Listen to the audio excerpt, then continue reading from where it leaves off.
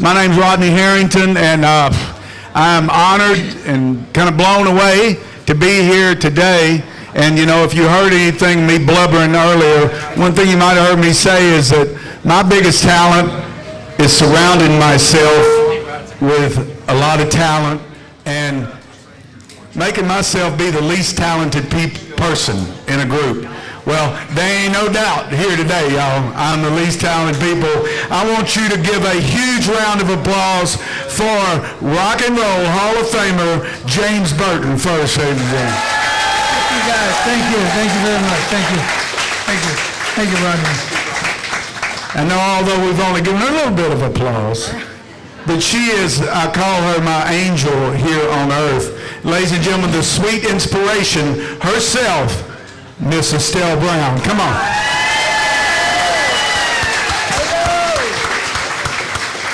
Now, okay, y'all have your script ready? James, you got your script?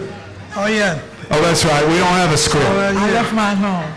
So we're just going to get up here and they're going to reminisce a little bit, and we're going to, after they do that, then we're going to have one of the gentlemen come out with a microphone. So, you know, think about the question that you've always wanted to know, you know, about Elvis or about the traveling with Elvis, and hopefully we can get that answered for you. I'll tell you just a little bit first about Miss Estelle Brown, if you didn't get to hear earlier. Of course, Estelle was with the Sweet Inspirations, who in the 1960s, they formed a group. One of them was Miss Cissy Houston, also known as the mother of Whitney Houston, and they were the go-to voices for Atlantic Records. Anytime they needed a background vocal, so Aretha said, I need some background vocalists. They did Natural Woman, they did Chain of Fools. Aretha said, I want to go out on the road. They traveled with her.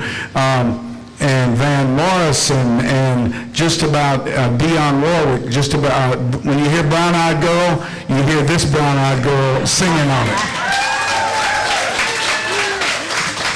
So in about 1969, 68, 69, and we're going to hear about that more from James soon, but Elvis was putting the band back together, right? He was tired of doing movies. He wanted to do concerts, and he got James to help him put it together. James will tell you about that. But he said, I want the best background singers in the world. And so he got a male quartet. And of course, his first call was to the Sweet Inspirations, and the rest, as they say, is rock and roll history, right? History. Good history. And so, my only problem with this is only 45 minutes, so I'm going to stop talking. And Estelle. Yes. Tell us about how and what you thought about how you heard about that Elvis had asked for y'all to sing with him. Wow. When we found out that Elvis wanted us to sing with him, okay, thank you. I don't mind at all. Yeah. Thank you. When we found out that Elvis wanted us to sing with him, we said, oh, no way. No way. Because we sang two different kinds of music. But he was very insistent. No, I want these ladies. So he had us to send us about 1,000 albums for us to learn all the music. And then he had rehearsal in Las Vegas at the International Hotel. And when we got there, we were all sitting in the in the rehearsal room waiting for him to come in. Here he comes. So he came like, hi ladies, how are you all? Like he'd been knowing us all the time. He said, my name is Elvis Presley. Really? Yeah. But he said, my name is Elvis, and he gave each one of us a kiss and a hug, and he made us so welcome. We felt so warm and so welcome with him. He was very, very good. So how do you remember him looking? You ladies but you know, right? He's like porcelain doll. He was sculpted. He was so beautiful. He was so beautiful, you know. So. Well, now you said that it was a different kind of music, you know, and of course, the genre that you had sent in was a little bit different, but so when you started rehearsing, what did you find? When we started rehearsing, we kind of liked the music, but it wasn't our kind of music, Yeah. but we liked it. And it became like a marriage, you know, Elvis and the Sweets, the songs that we blended so well together until there was no doubts about it. Hey, this is it, you know. What do you think, and you think it had something to do with your love for gospel and his love for gospel too? Most definitely, because if you don't know, Elvis really started singing in the church. And our beginnings were in the church. So he loved gospel music, we loved gospel music, and the two gospel musics came together and formed a whole new sound. It was great. That's awesome. Yeah. This is Estelle Brown, y'all. Now, you know, now JB, also my big brother here, and a lot of people, they've called him the master of the Telecaster, and they call him a genius and all of this. I personally don't think James is really that smart. You never called me. What are you talking about? No, because James should also be known as the guy who turned Elvis down. I mean, who does that, right? Because of Frank Sinatra. So, what was it, James? 68, 69, you get the call from Elvis. He wants you to join the band or to help him put the band together. You take it from there. Well, Elvis called me in 1968 to do the comeback special. Remember the NBC special? And unfortunately, I was not available. What were you doing? What were you were on vacation or what? I was vacationing in a recording studio with Frank Sinatra. Oh, okay. We were recording. Anyway, I talked to Jimmy Bowen, our producer, and he said, man, I can't let you out. I need you all week. So anyway, the word got out that I turned Elvis down for Frank Sinatra. It's not true. Anyway, Elvis called me back in '69 and asked me if I'd be interested in putting a band together. He was tired of doing movies for 9 years. He told Colonel Parker, he said, no more movies. I want to go back and play live. He wanted to play to his live audience again, and that he hadn't played live in 9 years. So anyway, I assured him there's no problem putting a band together. How long did y'all talk in that conversation? Well, it was about 2 hours. My wife was on the phone the first hour. But it was great. He just wanted to talk, and I thought it was pretty wild. He started out the conversation. He said, man, I watch you on TV. You play guitar with Ricky Nelson singing. And I said, you mean the king of rock and roll watching me on TV? But he was just wanting to talk, and it was like I'd known him my whole life. You know, he was so easy to talk to, and he was excited to get together. And I assured him there's no problem, put a band together. So about 2.5 hours later, we hung up, and I had to run off to my recording session, which I was late. But they forgave me. They let me off. Now, okay, so now putting a band together, how do you go about putting a band together, which ultimately became the TCB band? How did you and Elvis go about doing that? Well, that was pretty easy. Elvis really didn't do it. I knew the guys I wanted, so I got on the phone and called. I called the bass player, Jerry Sheff, first, and Jerry said, man, I don't know any of this guy's music. And I said, well, that's okay. You know how to play, no problem. And so anyway, I did an album with Shorty Rogers, a jazz album, and I met this piano player, Larry Mahobarak, from Dallas. So Larry and I were talking on the break. Larry played a great solo in this one song. And we were talking on the break, and I said, Larry, I don't know if you would be interested in maybe going to Vegas and playing with Elvis. And he said, well, yeah, man, I'd like that. So anyway, we got to talking, and he said he needed his drummer. He worked with a drummer in Dallas, Texas that would be interested in coming out. His name was Ronnie Tutt. So we all went in. Elvis came out like 2 weeks later, and we all got together in the studio and played.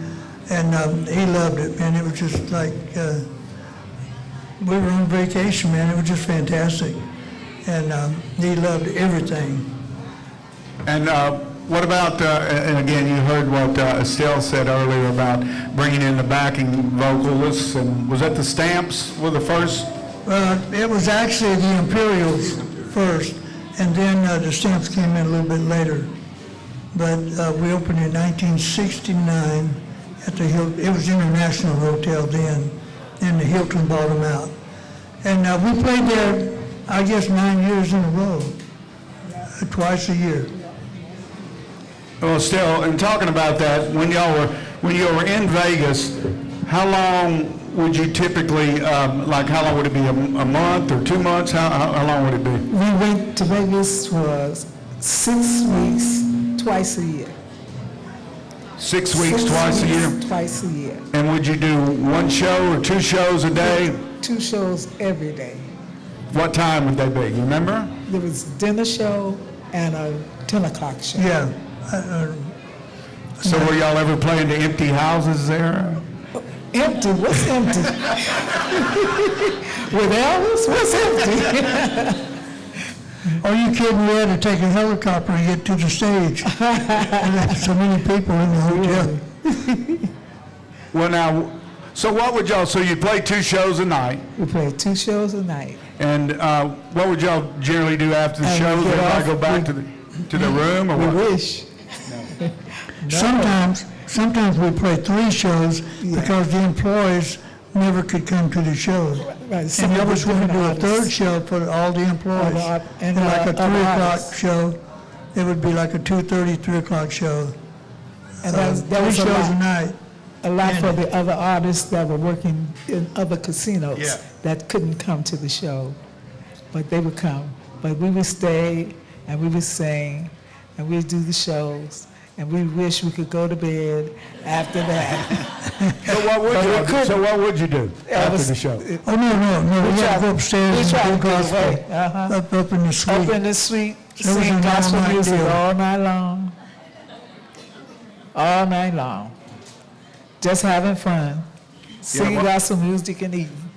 Now, you know, Elvis did a lot of cover songs. He would do a lot of the songs that were popular of the day. Right. One that comes to mind that we may play later tonight is "Never Been to Spain," which Right. Three Dog Night, you know, had a hit with.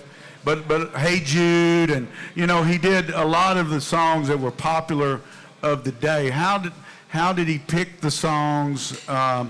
James, I guess I'll ask you this first. How were the songs chosen that he would want to do, and how did y'all work those up? Well, we would have a rehearsal, and Elvis had a list of songs, and we would play the songs. He wouldn't do anything unless he sang it live. He wouldn't pick any songs until after we actually played it, and then he would make a decision on which ones he liked. The recording of Suspicious Minds, it was a good record, which was in '68, but when we got on stage and we actually played it just like the record, and Elvis said, "Oh, hold it, it's not going to work for me."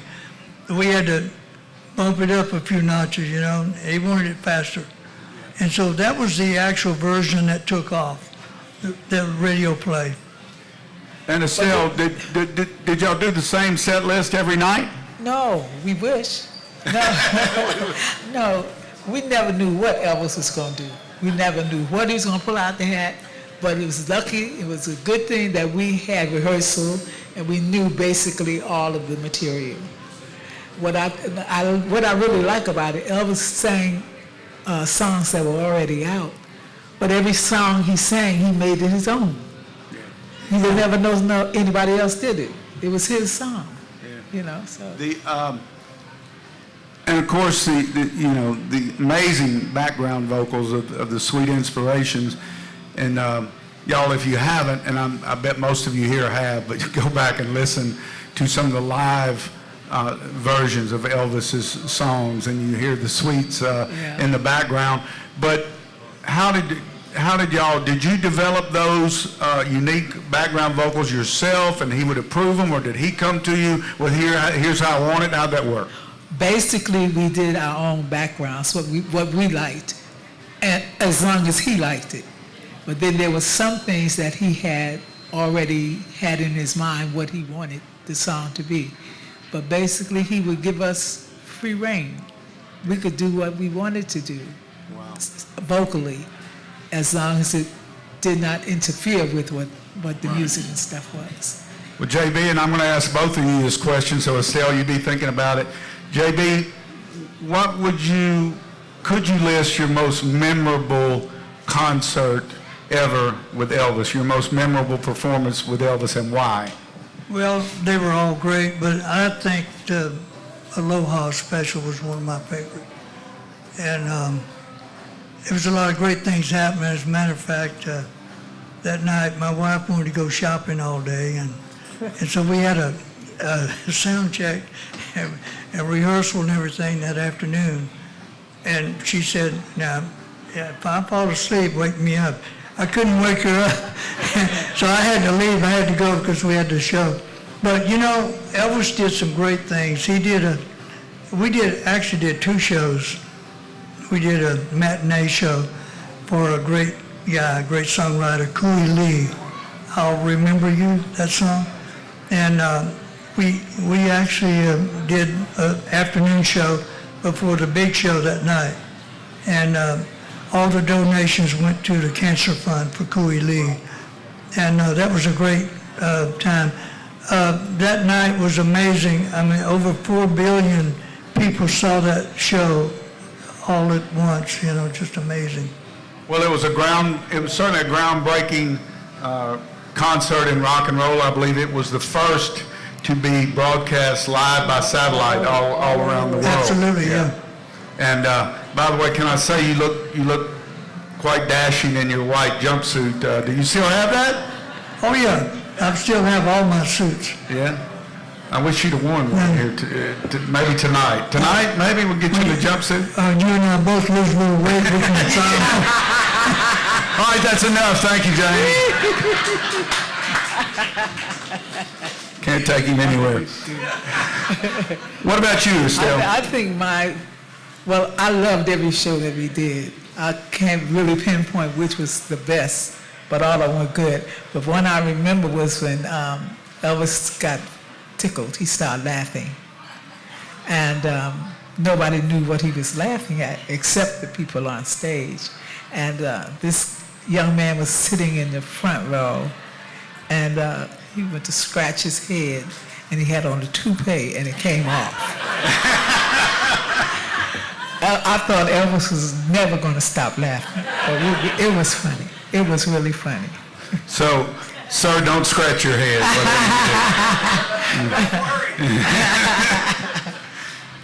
Well, I tell you what, I think, the problem with this is, right, we could all spend the rest of the day here, and we've got some more things to talk about, but I'd like to, at this time, open it up could we get one of the sound guys, if you want to go out there, could we open it up for, does anybody got any question, right, David? Could we get a microphone over there?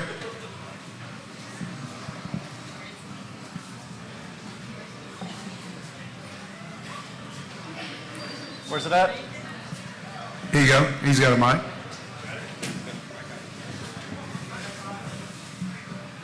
Thank y'all for coming to Natchitoches. By the way, I saw you 3 times with Elvis in Baton Rouge, and so many decades later, thank you for that. I was friends with Fats Domino for his last 20 years, and he told me lots of stories about being in the hotel suites with Elvis and a lot of things that came out of that. I was wondering if y'all had any Fats Domino and Elvis stories you could tell. Well, I worked with Jerry Lee Lewis a lot, and we played in Las Vegas, and Fats Domino and Chuck Berry, they were on the bill. And Fats was so nice, I'd always stop by his dressing room and have a chat with him every night. And of course, Chuck Berry was, sometimes he would open his door, and sometimes he wouldn't. But yeah, I love Fats, and I loved all his music, and he'll live forever like Elvis. He's fantastic. All right, we have, all right, right down, oh, go ahead, I'm sorry, go ahead, Don. What about, you may have handled this before I got here, but what was the relationship, as far as you guys could see, between Elvis and Colonel Parker? I thought they were Well, pretty a lot good of fireworks friends. there. Yeah. Go ahead. I think Estelle. they were pretty good friends. Naturally, there were fireworks because Elvis had his mind and Colonel had his mind, but basically, I thought they was pretty good. Well, I knew, the good part was I worked for Elvis, I didn't work for Colonel. Exactly. So I didn't have to answer to Colonel, Exactly. but Colonel and I got along real well, no problem. But the thing between Elvis and the Colonel, he was a smart man. But the thing that was very scary about the whole deal was he couldn't take Elvis out of the country. Elvis played around the United States forever. And Elvis kept saying, I'm going to He wanted London, to- I'm he going wanted to to go. Australia, I'm to going go. to Japan. He wanted And to he go. wanted to go. He talked to me all the time about it. And Did he have citizenship, Colonel Parker?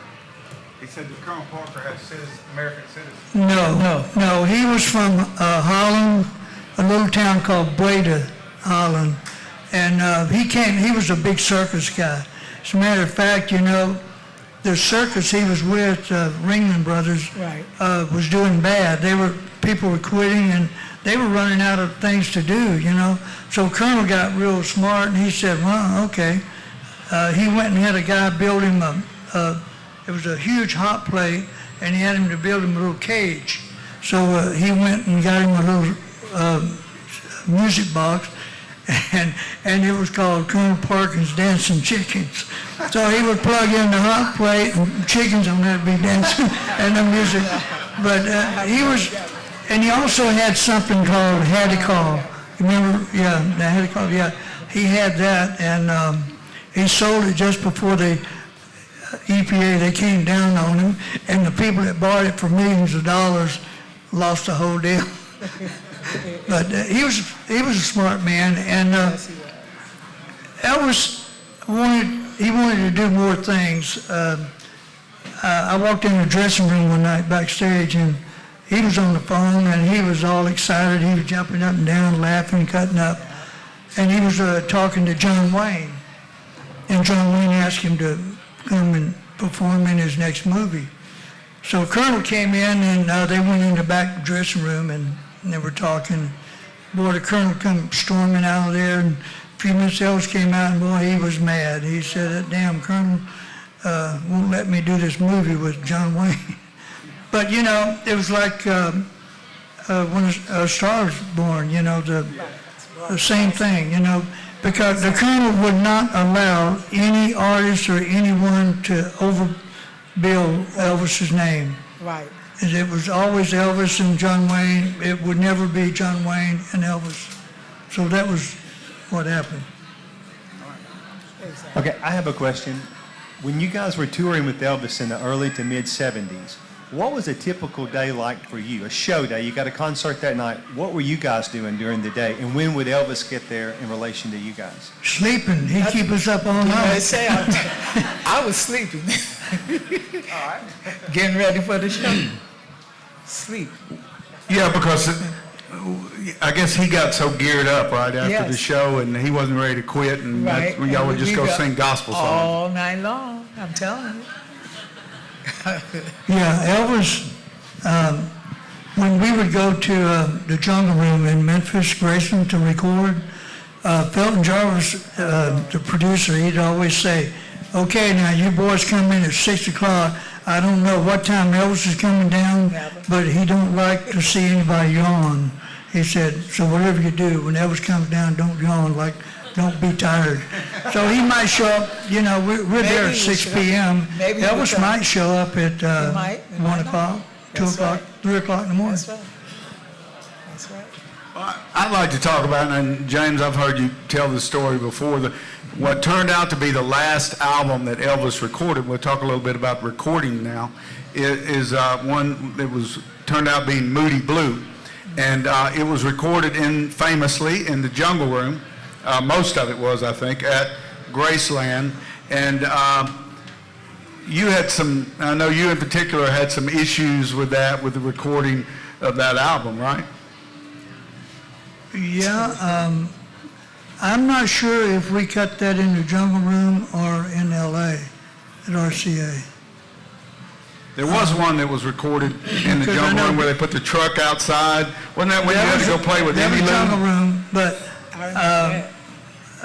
there's kind of a confusion there because we cut a lot of stuff in LA at RCA. And then when we played at the Jungle Room, yeah, we had the truck out. But I remember David Briggs and I doing the intro to Moody Blue. And for some reason in my mind, I think we did that at RCA. And yeah. It wasn't one of those sessions that you had to cut short. Maybe you had committed to Emmy Lou Harris or something and you had to cut it a little bit short. That was in the Jungle Room, yeah. We told Belton Jarvis, and supposedly he told Elvis, and because X amount of time and days we had to leave. Well, he didn't tell Elvis, and he said, man, I forgot to tell Elvis that you guys have to go, but just go ahead and I'll work it out with him. But we had to leave. We had to fly back to L.A. and then go to England with Emmylou Harris. And so then Elvis told Felton, he said, I want to record tomorrow night too. We were gone. But it was okay with Elvis. He only did one song, and you know, so it was okay. It worked out good. So Estelle, in recording with him, would you all be in there together, or would you come in, your group come in later after he'd already done his part? How would that work? Basically, we would all be in there together. Elvis, the band, and the singers. We would all be there together, and that way we could get a good feel of what was going on. So, And how long would you say, I mean, is there an answer to how long would it typically take to, say, do a song? I mean, is it something that you could do in 2 or 3 takes, or sometimes it take? with Elvis, you couldn't tell. You couldn't tell. If you went into a studio like Atlantic Records, then we had X amount of time. But with Elvis, whatever. Yeah. They didn't have a clock on Elvis. No, then, they huh? did not. Nuh-uh. Well, the thing about Elvis is he would only want to sing a song maybe 3, 4 times. He would never go past Over that. and If it didn't work out for him, if it didn't feel good, he would trash it and go to something else. And what he liked about everybody being together, he wanted to see everybody. He wanted to see your face Well, and your, you know, expressions and everything. He wanted to make eye contact with everybody in the room. like I always said, Elvis made sure that we were all one big family. That's how it works. We were just family. And believe it or not, even on today, when we meet each other, we're still family. That's like the TCB, right? Exactly. Taking care of Burton. Exactly. Exactly. And the TLC's, the tender loving care. I want to tell you, you mentioned Sissy Houston. Yeah. When she came and sang with us Yes. in Las Vegas at the Hilton, Whitney Houston was 7 years old, standing behind the curtain.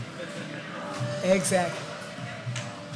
Amazing. Exactly. Well, all right, I want to ask you a question now, maybe that's maybe not so pleasant, because, you know, in Elvis's later years, and particularly the year or two before he died, and a lot of people were critical, and a lot of music critics were critical of Elvis because he'd gotten overweight, and not that there's anything wrong with putting on an extra pound or two. But he'd gotten overweight, and some people said he had lost it, and that he just couldn't do it, and that he was a caricature of himself, and that he shouldn't be up there doing it. You were there with him every night, as you said, over 1,000 shows. What would your thoughts on that? My thoughts about that, Elvis never lost it. He was just Elvis. He's just Elvis, We haven't lost it. We're just ourselves. No matter how or what other people may think of it, we're just ourselves. And you have to recognize that. And first of all, you have to remember that Elvis, too, was a human being. Yeah. So. Yeah. And James, along that same line, I remember, and I think this was filmed and it's a pretty famous film that's out there, and y'all might have seen it. I think it was just a few, maybe weeks or months before his death. But he's sitting at the piano singing Unchained medley. And he's obviously, he gained weight and all of that. But when you hear that, I mean, it's just unbelievable, the strength and power of his voice. It was still there. He never lost it. A lot of people gain weight and go on a strict diet and lose all that weight, Elvis would go out and play racquetball all night long. And I've seen him gain weight, and he would work really hard. He could lose 50 pounds in a week, just like that. That's true. I couldn't do it, but he could do it. It's just, I don't know. I got a great story. I was in Palm Springs at his house recording with him, and he wanted me to be there. That's when he had Donnie Sumner, the group, not Donnie, but Sure, Nelson. that group with Yeah. Tony Brown, and they came out. Anyway, Tony Brown was a piano player, and I played guitar, and I don't remember if we had a drummer or not. I think it was just a small group thing. And that's when we recorded Are You Sincere? And Sean Nielsen was there, Sean. And Elvis had a doctor doing a hair transplant on Sean Nielsen, and he had a dentist guy coming in working on his teeth at the same time. And he was trying to sing. He had so much dope in him he couldn't open his mouth. And the blood was running out. He had this gauze. And I said, man, get this guy out of here. I got to play my guitar. Yeah. And Elvis never got out of his pajamas for 5 days in the studio. I've never seen that, Elvis in his pajamas for 5 days straight. And he would holler out, he would tell Charlie to go fix him some Dagwood sandwiches. I'm talking about the big ones. He'd come out with a stack of them, and Elvis would eat every damn one of them. And then he said, Charlie, those long popsicles I like? He said, go get me some popsicles. He brought a whole box of popsicles in. Elvis ate all those. And he was singing. He was having a great time. And I guess, he's just letting his hair down, in his pajamas and eating all that good food. And we're just having a great time in Palm Springs. And Frank Sinatra's house was next door. I never did see Frank over there. All right, well, now we're going to get to a sad part, Estelle, and I know you don't like to think about it, but in August 1977, I was on my honeymoon, and that's how I remember it. And tell us what you remember about that day and how you all heard about the passing. We actually we had to meet Elvis the next day. I can't even remember where we were going. We had a show. We were on the plane out leaving LA, and evidently the tower called the pilot. And the pilot told one of the guys, Marty Harrell, and Marty said, the plane had to come down. We had to land. I don't even remember where. It's all a blur. We went to Portland, Maine. That was the first show. And we never got there, but on the way back, we stopped at Pueblo, Colorado to refuel. That's where we stopped. Okay, and Marty Harrell said, come on, guys, we have to get off. I have to tell you something. And I can only say it one time.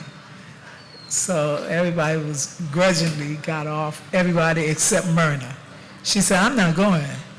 Anything you got to say to me, say it now. He said, no, Myrna, one time. So she came, and they told us that Elvis had made his transition, and I think everybody lost it. Everybody lost it. James, what do you remember about it? Well, like Estelle said, I went to the airport in a private plane in Burbank, California. Got on the plane, flew to Las Vegas, picked up Joe Gershow and the guys, Marty Harrell, and horn players. And we were left Vegas and flying to Portland, Maine. And maybe 30 minutes in the air, we get a call from the Las Vegas, called the captain on the plane and said, return to Vegas. But he never told the captain what the reason was. So we had to, he said, well, we have to stop and refuel. I can't turn around and come back. So we stopped in Pueblo, Colorado and refueled. And Marty Harrell, the trombone player, Marty came to me, and my wife had just got back from Israel in Louisiana with her mother. And so I was going to go call Louise and see, how things are going. But I didn't make it to the phone. Marty was on his way back. So Marty walked up to me and he had tears in his eyes and he was like, shaking. And I said, what's going on? He said, Elvis died, passed away. And the thing that bothered me about turning around and going back to Vegas, I figured, well, his dad, Vernon, had a bad heart. Exactly. And I got to thinking, well, maybe something happened to Vernon, Elvis would cancel the tour. But when we found out it was Elvis, it was quite a shock, a long flight back to Vegas, and I didn't know if I was going to get off in Vegas or not. I said, no, I'm going to fly back home, and I got on the phone and made arrangements to go to Memphis. Well, that was a sad day. It's one of the days, I know for all of y'all who are of age, as I am out there, that you always remember where you were. My wife Jan and I were on our honeymoon, and it's like JFK's assassination. You always remember where you were, and it was a sad day. Well, on a happy note, Yes. tonight, y'all are in for a treat. I hope all of you that are in here are going to be able to stay tonight for our show at 8 o'clock. And my band, Johnny Earthquake and the Moondogs, along with these two, and along with, as we say, a cast of thousands, our friend Joel Sanye is going to be joining us too. But we're going to do our very, very best to try and come as close as we can to recreating the shows that they performed in of those days. And James, if these folks come, give them a little bit of what they can expect tonight. Well, can we play some of the songs that Elvis sang? Okay. Yes, we can. Not like he sang it. Not like he sang Now, it. wait a minute, who's singing? Okay. When Elvis, we would go out and do the big screen show.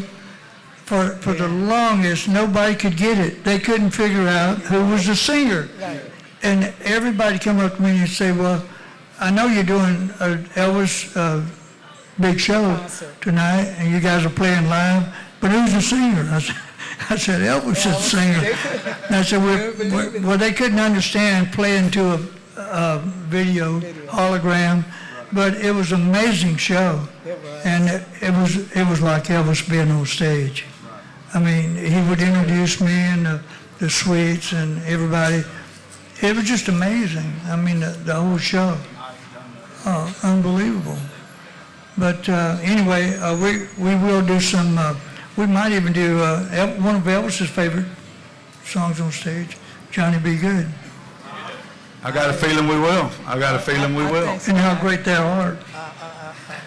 What do you think about tonight? And of course, Estelle, we've got thinking about you. what are you pulling out to show there? My necklace. She's pulling out her bling there. What is that? My tender loving care necklace that Elvis gave me. That's a tender, loving care. She's bragging, James. Don't let her one-up you now. My TCB, you want to see it? Y'all want to see his TCB? Come on. Actually, I don't have it with me. Okay. So, Estelle, we've gotten to do these shows, a few of these shows together, and we do a tribute to Elvis. And tell folks what they'll see and what it's like for you to do these shows. I think if you don't come see this show, you're going to miss a treat. It's the greatest, the closest you'll ever get to being in an Elvis show. It's really good. We're going to do some of everything. Sing, dance, laugh, cry. We're going to have a good time. You got to come. Promise? Promise? Yeah. And that's going to be at 8 o'clock tonight. And now, I know the question has been burning on everyone's mind, and we've got to ask both of y'all, what's it like to perform with Johnny Earthquake and the Moondogs? It's wonderful. It's not like Elvis, but it's wonderful. It's more fun than having a real earthquake. No, I got to tell you, Johnny, I call him Rodney, but I like Johnny too. That's fine. But anyway, he's got a good band. He's got good singers. I told Rodney on stage over there earlier, I said, man, it's okay. But the thing is, Rodney can bring people together. He's a good talker. You don't have to pay full attention to him, but he's a great guy, and I'm honored to know you.